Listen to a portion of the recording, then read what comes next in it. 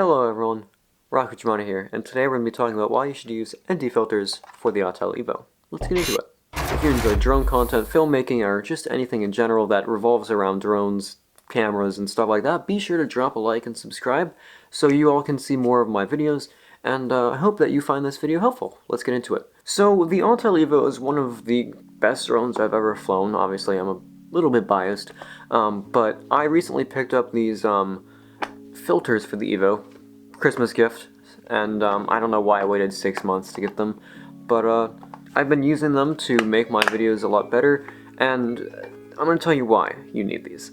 There are several aspects that go into making good video. One of these aspects is motion blur, which on a drone it's important to convey motion, because when you're up in the air and you have a wide-angle lens, especially the, I believe, 94-degree field of view on the Evo, it's hard to display motion.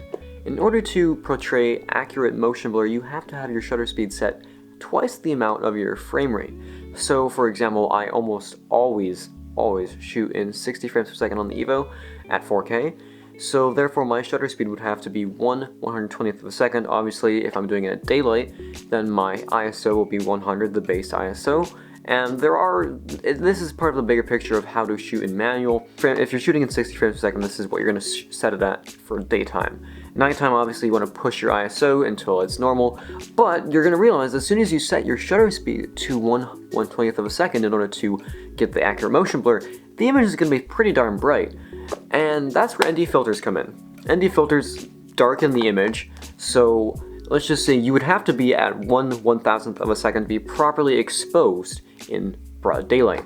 And in order to get the proper motion blur that you want, you have to bring the shutter speed down to 1/120th of a second. So you put an ND filter on the drone in order to darken the image to the point where 1/120th of a second is the right exposure. So this is the Polar Pro ND kit for the Evo. There is an ND4, an ND8, and an ND16. So there's a 1-stop. This brings it down 1 stop. This brings it down 2 stops, and this brings it down 4 stops, I believe. I'm not entirely sure if that's what it is, but yeah. These are nice and tiny. Let me see if I can get it to focus on it.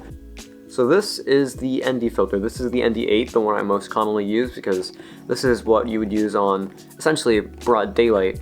And let's zoom out here.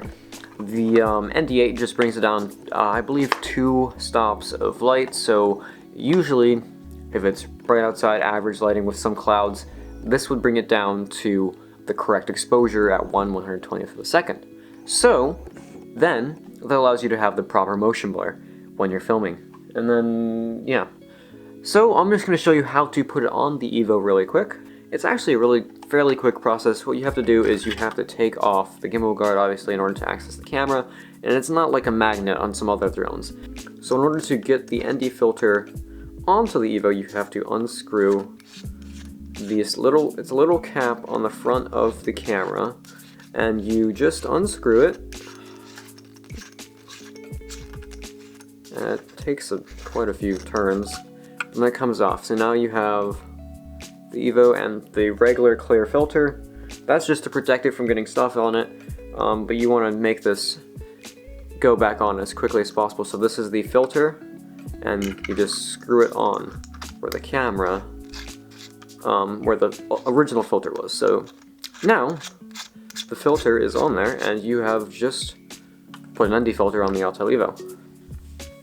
Yeah, it's a really useful tool to have if you want to make your videos stand out a lot more and look more natural. Obviously, you can raise your shutter speed if you don't have ND filters on you, or if it's just the circumstances you're in.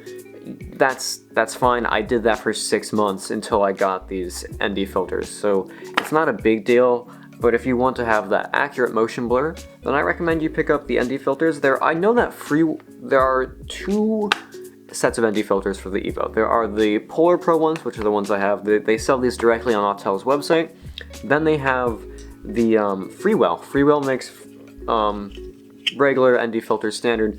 I hear though that they do have variable ND filters in the works, which essentially is an ND filter that when you turn, there's like a little ring on it, and you turn that, and that allows you to basically change the ND without having to put on different filters, because this is just 2 stops and the other one's like 3 stops or 4 stops, and that's about it. You can't change it, but the variable one allows you to change it.